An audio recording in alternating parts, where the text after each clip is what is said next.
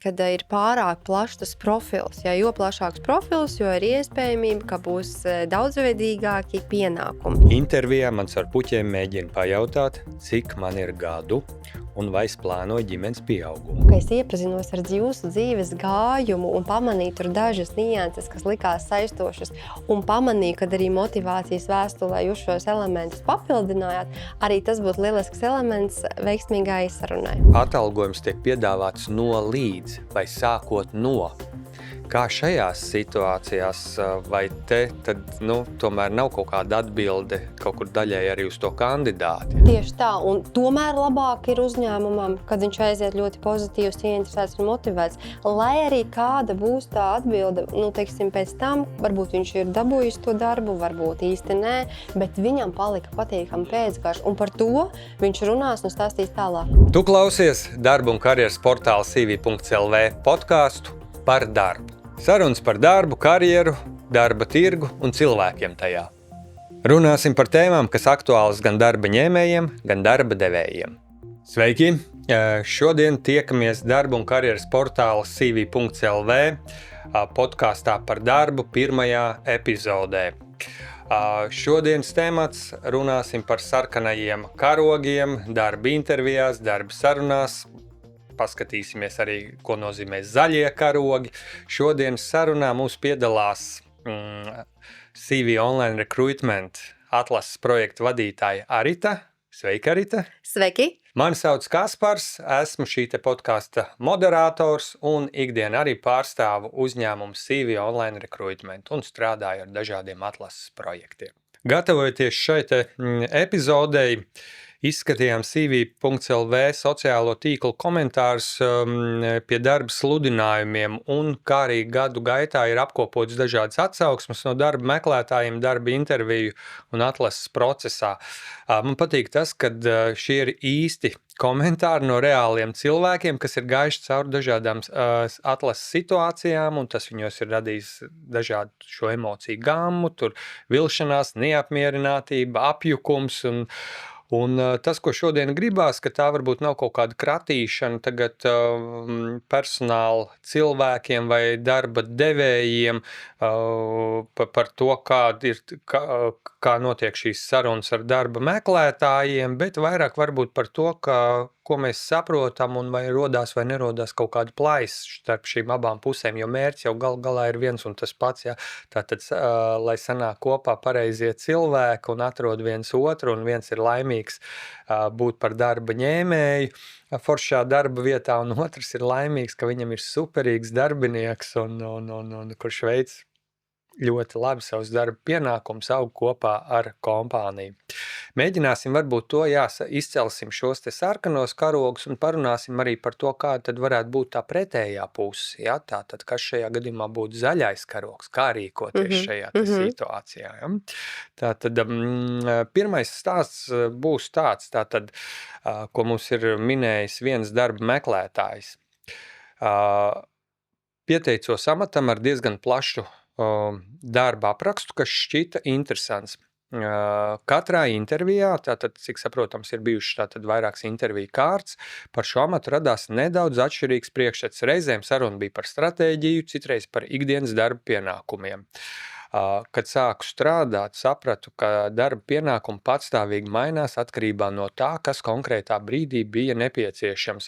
Godīgi sakot, man radās iespējas, ka viņi nemeklē darbinieku konkrētam amatam, bet cerēja, ka īstais cilvēks pats šo amatu izveidos vai arī vienkārši darīs visu, kas nepieciešams.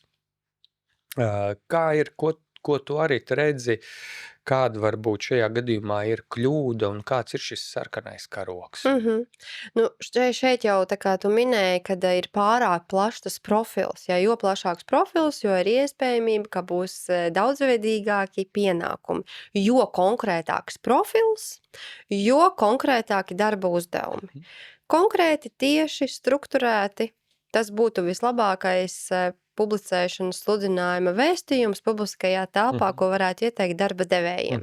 Tas arī būtu šajā gadījumā tavs ieteikums kā zaļais karogs, ja, kā šajā situācijā rīkoties. Jā. Ja mēs vispār panalizējam tālāk, tavuprāt, kāda varētu būt rīcība no šī te darbinieka, kurš jau strādā un kurš redz, ka viņam visu laiku mainās, vai ir kaut kāds ieteikums, ko tu viņam ieteiktu? Kā tu viņam ieteiktu rīkoties jau situācijā, kura ir jau viņu sasniegusi un ka viņš ir šajā situācijā? Jā. Viņš ir nokļuvis, kā lai saka, situācijā, kuru viņš laikam tā kā, nebija plānojis vai prognozējis. Jā, iespējams, ka viņš ir apmulsis, bet vienmēr var iet, jautāt, runāt un precizēt par amata pienākumiem un profilu, kas ir arī amata pienākuma aprakstā visticamāk minēti, un tad jautāt, vai tiešām šis amats ir šis amats, jā, vai ir kaut kas cits, ko varbūt būtu jānoskaidro un jāzina.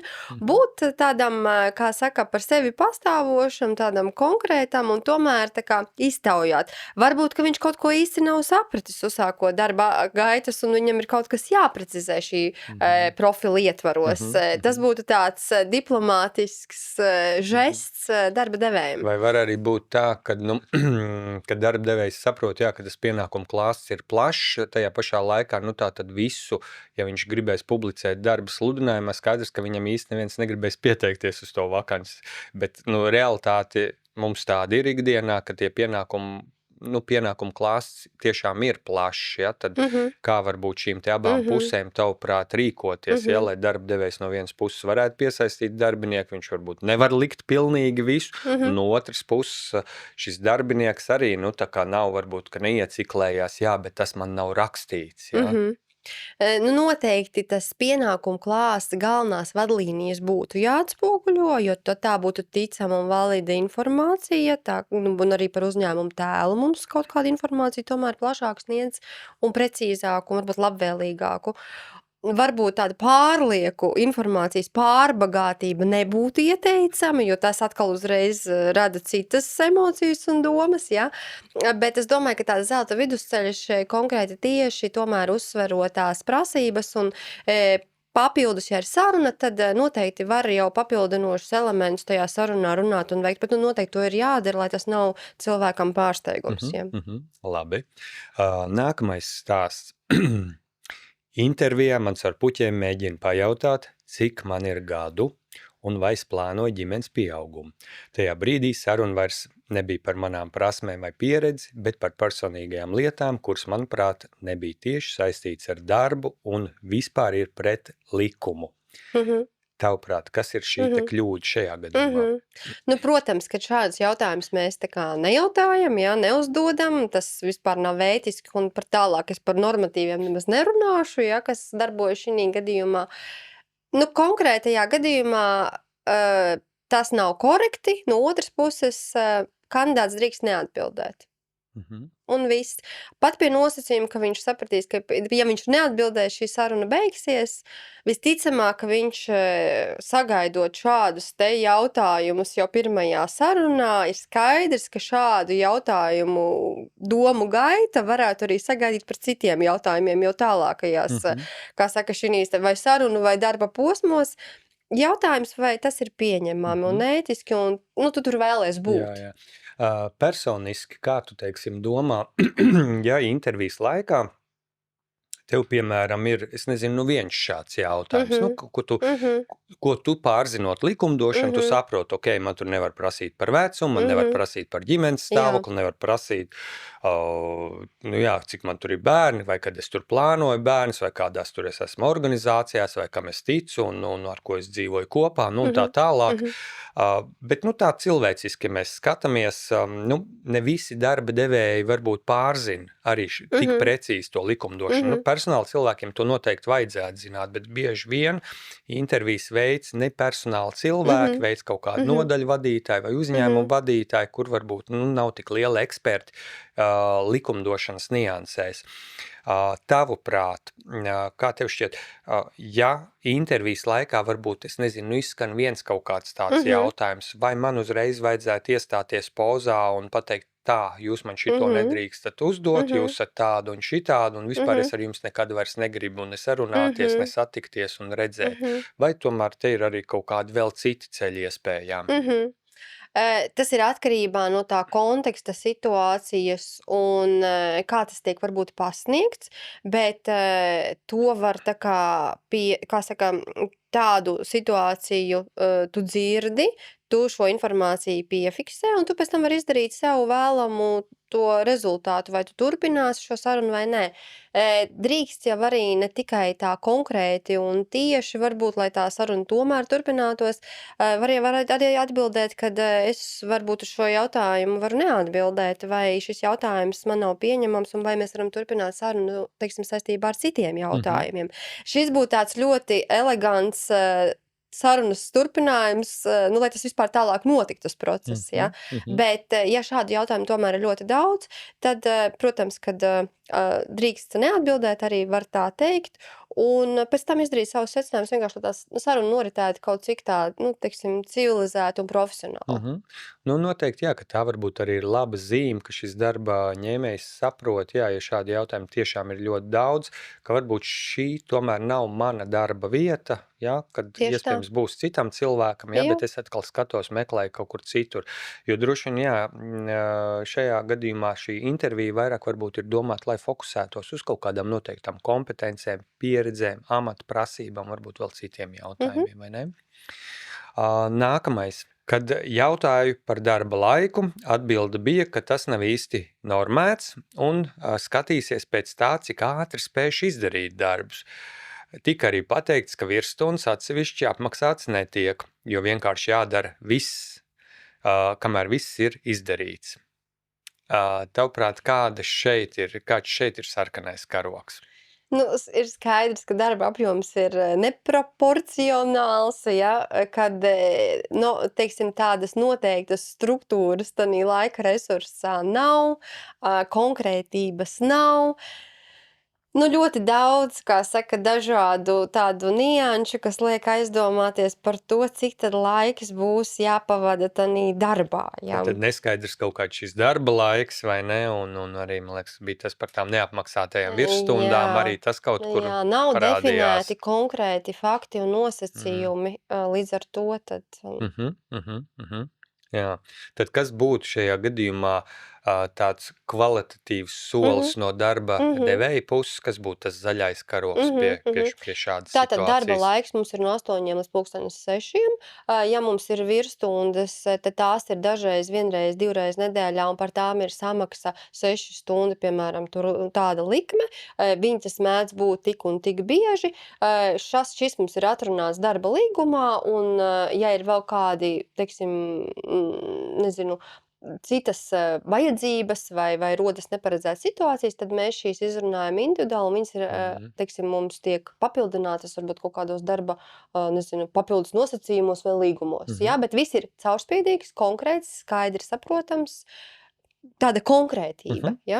Tavuprāt, ir vienmēr iespējams, tā, ka pilnīgi 100% būt konkrētam arī, darba devējiem, jo varbūt atkal te ir jautājums, ja mēs paskatāmies darba devēja acīm, nevienmēr jau viņš to tā kā mēģina tagad mākslīgi tur kādu izkalpināt vai mēģināt, tur nekonkrētas darba stundas, bet, ir dažādi darbi, ir dažādi kaut kādi, projekti, situācijas, kas var ienākt pēkšņi un negaidīt, Kā varbūt šajās situācijās, tavuprāt, kā atkal tām abām divām pusēm sarunāties? Es domāju, ka tā ir tāda caurspīdīga komunikācija, konkrēta atklāta saruna vienam ar otru un vienošanās par konkrētiem nosacījumiem. Labi. Jā. Nākamais. Viens no komentāriem tika saņemts mūsu TikTok profilā, kur cilvēks minēja tādu sekojošu lietu. Ejot uz darba intervijām, man ir sajūta, ka 90% intervētāji pat nav izlasījuši ne CV, ne motivācijas vēstuli. Kāds varbūt te ir, mums parādās šis te sarkanais karoks? Ir tāda personiska attieksme varbūt jūtama, emocionāla tāda klātesamība, tāda apzinātība, tāda apzināta saruna. un tai emocionālai saiknei ir ļoti liela nozīme. Un var jau būt, ka nav izlasīta informācija, bet var jau būt, ka viņa ir izlasīta un vienkārši ir vienaldzīga attieksme. Tāpēc izlasīts vai neizlasīts šī gadījumā to grūti pateikt, bet tāda ētiska un nopietna attieksme, Mhm. Kas ir vērsta tieši uz šo te personu, ir ļoti jūtama tādā individuālā, Mhm. Divpusējā sarunā. Vai varbūt arī kaut kur no šī te darba devēja puses, ka tātad darba devējs ir iepazinies, izlasījis, bet viņam gribās šo te cilvēcīgo sarunu ar to kandidātu, ja? Nevis tur visu laiku skatīties tajā CV, bet, saprast, lai tas cilvēks pats pastāst par savu pieredzi, un tad cik ētiski būtu tam darba meklētājiem teikt, šito jau es biju ierakstījis savā CV vai savā motivācijas vēstulē. Arī vai tad jūs kā intervētāji to neizlasījāt, ja? Ja, tātad cik varbūt šādā veidā arī no tās otras puses atkal, ja mēs atkal paskatāmies, ja, kad gribās to dzīvo sarunu. Un tāpēc gribās, lai tas potenciālais darba ņēmējs, tātad varbūt kaut kur pastāst par sevi. Jā, viņš ir uzrakstījis savus darba pienākumus, bet iespējams man gribās, lai tu pats pastāsti, ko tad tu īsti tajā darbā dari. Es to vērtēju kā ļoti pozitīvi. Labāk, ka tā ir dzīva saruna, nekā tā ir vienkārši formalitāte. Jo pēc tam pēcgarša, pēc dzīves sarunas būs daudz emocionāli piepildītāka, nekā tā būs formalitāte vienkārši kaut kādos birokrātijas nolūkos. Kāds varētu būt, tātad uz šo te argumentu, tātad man ir sajūta, ka neviens nelasa ne man to CV, ne motivācijas vēstuli, kāds būtu zaļais karoks šajā situācijā, kā rīkoties, piemēram, darba devējam, lai kandidātam nerodās šādas sajūtas. Ja viņš ievadā uzsvērs kaut nedaudz informācijas par to, ka es iepazinos ar jūsu dzīves gājumu un pamanīju tur dažas nianses, kas likās saistošas, un pamanīju, kad arī motivācijas vēstulē jūs šos elementus papildinājāt, arī tas būtu lielisks elements veiksmīgai sarunai. Un tas, man liekas, ir tā kā no abām pusēm, tieši tāpat kā, piemēram, tur darba ņēmējiem, ka viņi arī ir sagatavojušies sarunai, viņi ir izpētījuši par to kompāniju un var kaut kādus elementus, piemēram, iepīt savā atgriezeniskajā saitē vai varbūt kaut kādos jautājumos par to kompāniju, kad ir redzams, ka viņš saprot, uz ko viņš ir atnācis, uz kādu tos tikšanos un sarunu, vai ne? Nākamais. Gala atalgojums tika pieminēts tikai pēdējā atlases kārtā, un tas pilnībā atšķīrās no tā, ko bija sapratis pēc sludinājuma un iepriekšējām sarunām. Ja šo būtu zinājis sākumā, es nebūtu ieguldījis tik daudz laika visā procesā. Kāds te ir karoks? Tātad sākumā ir jānoskaidro visa būtiskākā informācija par darba profilu, tā skaitā atalgojums, lai pēc tam beigās nebūtu lieki iztērēts laika resurss. Bieži vien parādās arī darba sludinājumos, piemēram, mēs runājam par šajā gadījumā, tur, kur rakstītājs bija par atalgojumu tieši minējis, nebija par pienākumiem, bet atalgojumu sadaļa, ka atalgojums tiek piedāvāts no līdz vai sākot no. Kā šajās situācijās, vai te tad, tomēr nav kaut kāda atbilde kaut kur daļai arī uz to kandidāti, jo varbūt, kad es nezinu, tur darba devējs pēc kaut kādiem saviem kritērijiem ir izvērtējis, kad tev draugs, varbūt nepienākās vēl tas, tas līdz, bet vairāk ir tas no. Šis ir ļoti tāds populārs jautājums, ko uzdod kandidāti pēdējā laikā, un protams, viņiem patīk konkrētība, un viņi vienmēr šo paši jau saredz kā ļoti tādu sensitīvu jautājumu, kam ir jāvērš uzmanība, kas ir ļoti pozitīvi. Bet, protams, šeit ir nekonkrētība, un ja mums ir nekonkrētība, tad mums nav faktiski precīza informācija. Tas jau, ka tev ir neprecīza informācija, droši vien rada pamatotas bažas. Bet darba devējs var šeit iedot tādu zaļo karogu, ja viņš ir, pieņemsim, kaut vai to atalgojumu norādījis no vai ir norādījis no līdz, un ka tas varbūt kaut kur sarunu ceļā viņam arī atklājās pa kaut kādiem soļiem, ka viņš saprot, saprot, jā, tā kandidāta pašreizējo vērtību un to varbūt, cik viņā vēl vajadzēs ieguldīt, jā? Jā, ja viņš to spēj pamatot un argumentēt, ka sākot no 5,000 eiro brutto atalgojums tiks maksāts tanī gadījumā, ja būs kvalifikācija, valodas specifikācija, certifikāts un vispārējais, tad tas ir ļoti konkrēti, saprotami un skaidri. Ja vienkārši tiek minēts, ka atalgojums būs sākot no 5,000 eiro brutto atkarībā no kvalifikācijas un pieredzes, kas arī ir ļoti tāds plašs jēdziens, ko parasti jau sludinājumos tomēr publicē un min, tad tas jau rada atkal bažas tam, ka tas īsti nebūs korekti atrunāts un noteikti, ka tas cipars, par kuru vienosies un darba līgumā, varētu būt citādāks. Jā.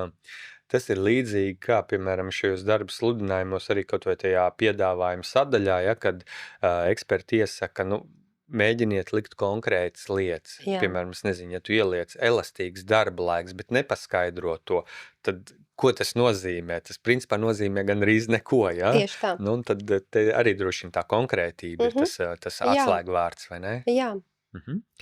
Jā. Nākamais. Pēc pēdējās intervijas man pateica, ka atbildi saņemšu nedēļas laikā. Pagāja 2 nedēļas, pēc tam jau 3, bet nekādas ziņas nebija. Beigās rakstīju pati, lai noskaidrotu, vai atlases process vēl turpinās, un saņēmu īsu atteikumu. Kā komentēs šo situāciju?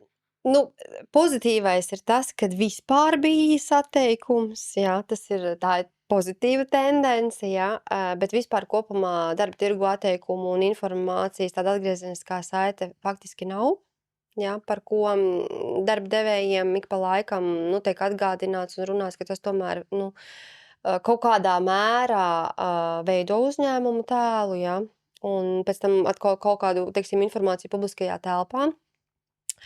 Šis jautājums ir tas, kur, manuprāt, vēl mums ir kur augt un attīstīties, un pat, ja ir kaut neliela atbilde, es jau to vērtēju kā ļoti vērtīgu tādu kvalitāti no tā konkrētā uzņēmuma. Jā, tad atceramies droši vien to, jā, tad šajā gadījumā jebkura atbilde arī par šajos soļos, jā, jo viņi ir ļoti vērtīgi, jo tomēr tas kandidāts, ļoti jā, gaida nezinu, to informāciju un ziņu, kā viņam būs veicies. Jā. Labi. Nākamais. Jau sarunas laikā izskanēja, ka par jebkuru darbību būs jāatskaitās un ka darba procesā būs ļoti cieša kontrole no vadītāja. Tas tika pasniegts kā kārtības uzturēšana, bet man radās sajūta, ka uzņēmumā trūkst uzticēšanās darbiniekiem. Vēlāk izskanēja arī frāze: ja kaut kas nepatīk, varat doties citur. Kāda te ir kļūda, tavuprāt? Tādi kontroles mehānismi, kuri varbūt netiek interpretēti un paskaidroti. Tāda nekomunikācija Kā jau te ir ļoti konkrēti, tev pasaka, par visu būs jāatskaitās. Jautājums, kā tu to pasaki, jā? Viss tanī ir, kā tas tiek tiem darbiniekiem. Jā, tas tiek pateikts, ka, ziniet, lai mēs produktīvāk varētu veikt darbu un lai tas darba process būtu efektīvāks, tad mums ir šādi darba instrumenti un nosacījumi un atskaits, kuras būtu labi, piemēram, aizpildīt, jo tanī gadījumā mēs varam izvērtēt jūsu darba sniegumu mēneša beigās. Bet ja tas tiek pasniegts kā atskaites robusts kontroles mehānisms, kurš tiek tā kā uzspiests, bet nav paskaidrota tā būtība, tad tas rada noteikti tādu pretreakciju.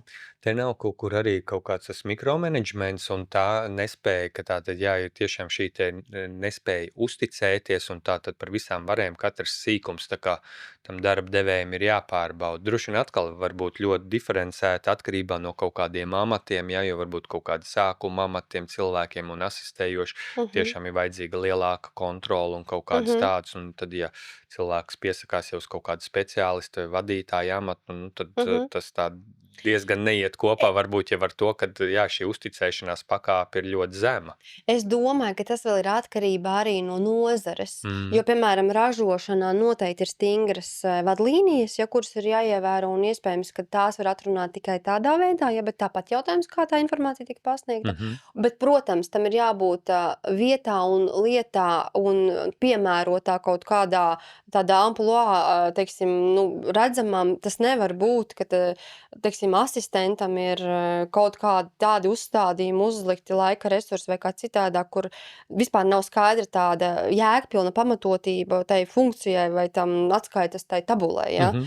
Jautājums, kur un ko, kā tu to dari, veids un kā tas tiek pasniegts un kāda ir komunikācija vispār kopumā par šo te notiekšo, kāpēc vispār tas ir vajadzīgs, kāds ir mērķis. Jā. Nav skaidrs vienkārši, jā.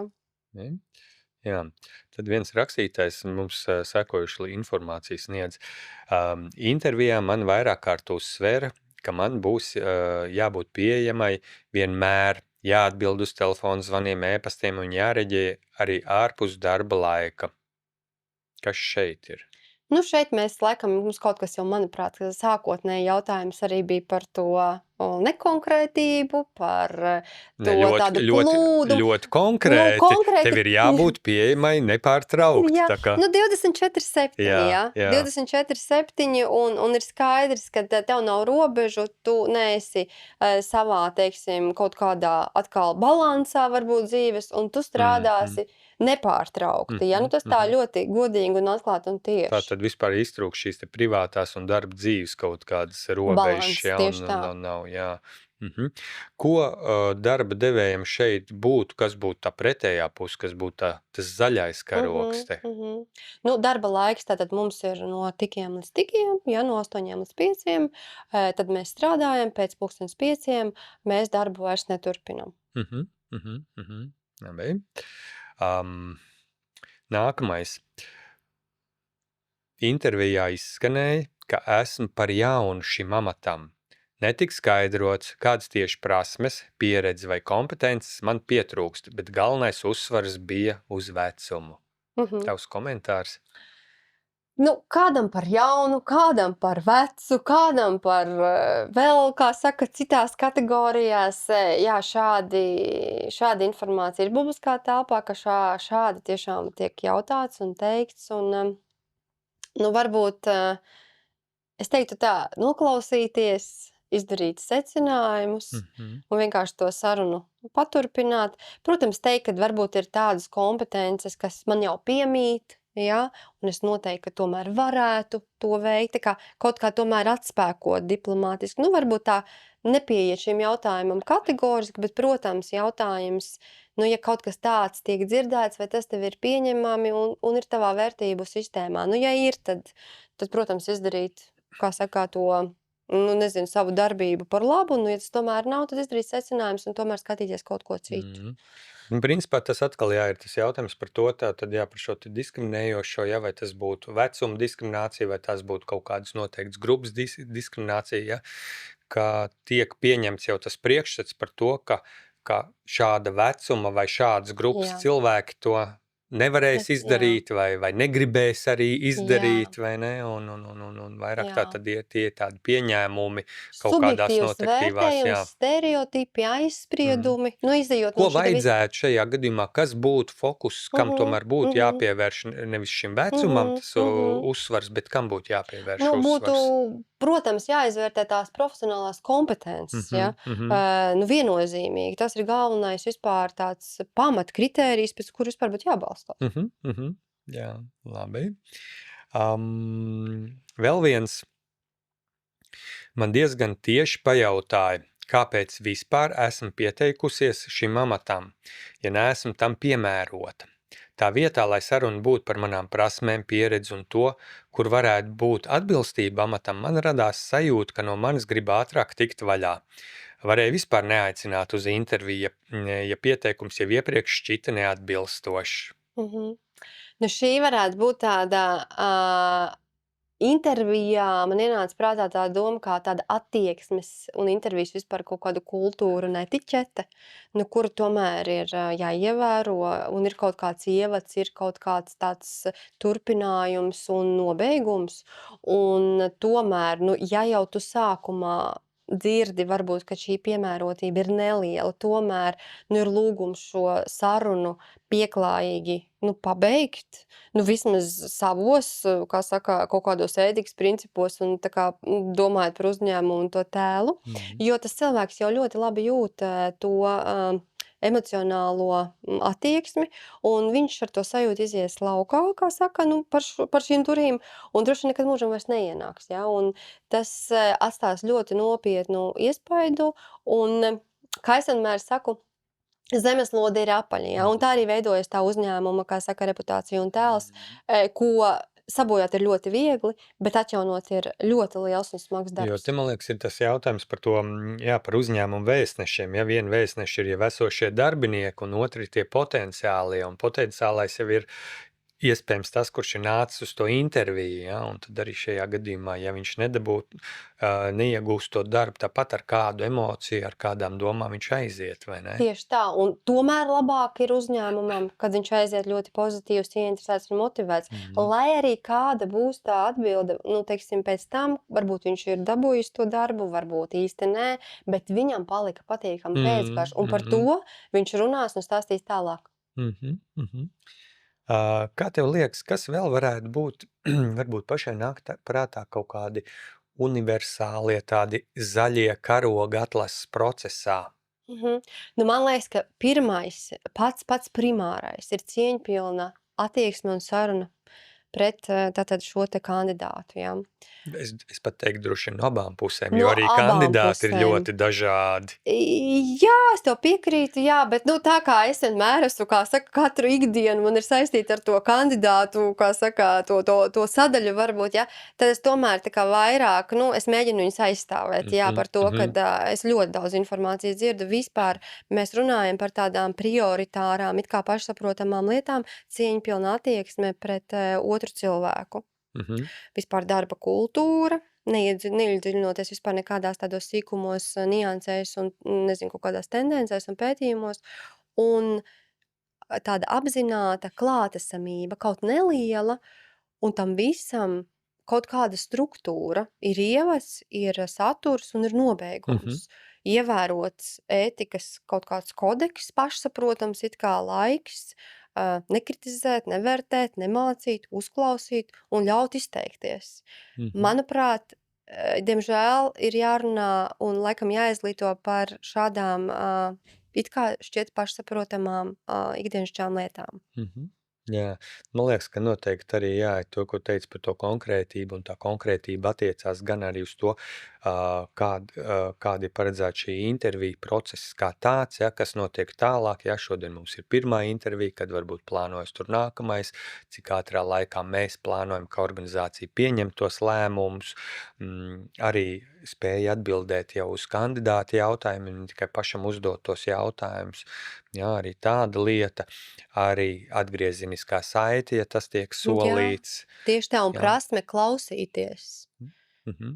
Noteikti arī kaut kāda spēja pieļauj abām pusēm atbildēt arī uz kaut kādiem varbūt netik ērtiem jautājumiem, ja, kas, protams, nav diskriminējošie jautājumi, bet varbūt netik ērti. Tieši tā. Labi. Noslēgumā, šīs epizodes gribētu runāt par to, ka sarkanie karogi nevienmēr tas varbūt ir kaut kas slikts, taču, ja tie sarkanie karogi ir vairāki vai tāds kopums, iespējams, ka tas pat ir ļoti labi, ka šajā te intervijas laikā es viņus sajūtu, un es gribētu teikt, ka sajūtu gan kā darba ņēmējs, gan kā darba devējs, jo vienā ziņā tās ir vienlīdzīgas pozīcijas abām divām pusēm, vienai no otras kaut ko vajag. Vienai vajag saprast tātad, vai šī būtu man pareizā darba vieta, otram saprast, vai šis būs mans pareizais darbinieks, ja? Jo, galu galā, mēs taču tāpat visi meklējam to, ka tas nav varbūt tikai darbs, bet tā ir vieta, kur mēs gribam strādāt. Ja? Mhm. Un šajā gadījumā, jā, tā kā divi ir vienlīdzīgās pozīcijās, tad nav tā, ka tieši darba vieta meklē sev darbinieku. Abi meklē šo te vietu, kur būt kopā, kur veikt noteikts pienākums, kur augt un attīstīties.